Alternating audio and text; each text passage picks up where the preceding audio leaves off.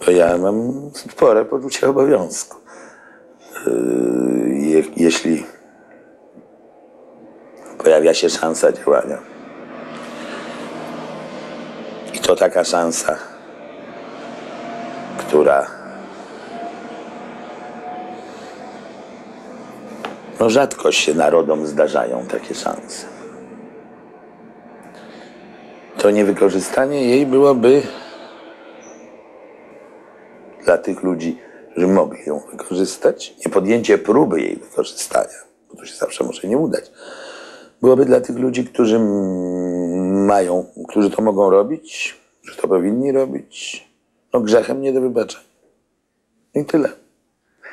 I to właśnie dość charakterystyczne, bo ja do samego tego okrągłego stołu byłem ciężko chory przecież. Byłem wtedy bardzo ciężko chory. Miałem zapalenie krtani jakieś bardzo. Nie chodziłem do lekarza na wszelki wypadek od spraw serca i od ciśnienia, ale jakieś bardzo duże powikłania. Także ledwo chodziłem, ledwo się poruszałem. Mówiłem z największym wysiłkiem. Ale uważałem, że to po prostu trzeba zrobić, że gdybym w tym miejscu umarł, to bym sensownie spełnił całe swoje życie. A gdybym tego nie robił i sobie dalej żył, to przekreśliłbym to swoje życie. Ja nie wiem, gdzie ja to wyczytałem, ale gdzieś to wyczytałem. I to w wielkiej światowej literaturze. Że bywa tak, że człowiek ma gwiezdny czas.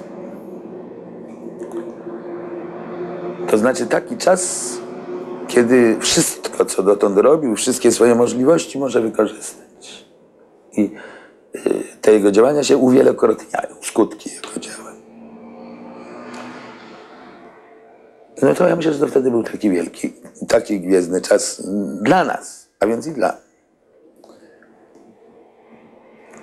Tak to zawsze jest w ruchu społecznym, zwłaszcza w dużym ruchu społecznym, że jego skuteczność jest wynikiem działania bardzo, bardzo wielu ludzi, których nazwisk nikt nie zna. Więc jak ja mówię gwiezdny czas dla mnie, gwiezdny czas dla tych paru osób, które związały swoje nazwiska z okrągłym stołem,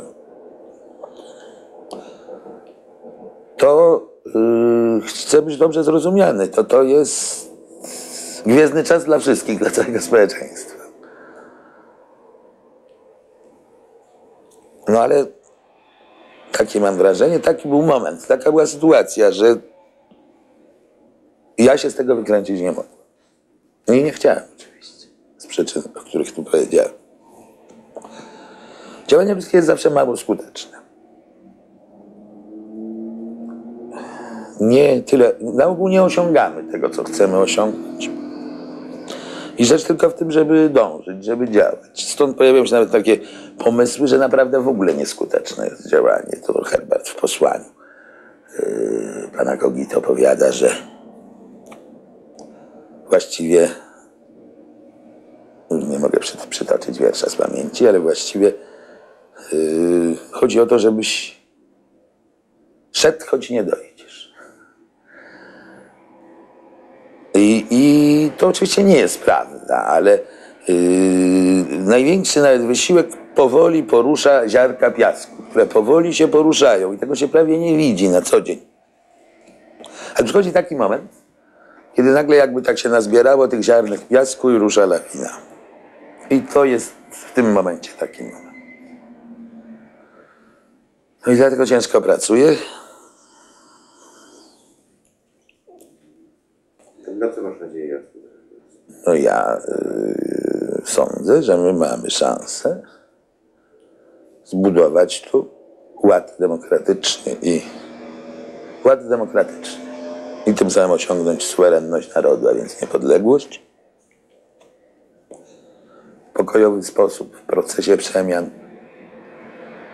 W kilka lat.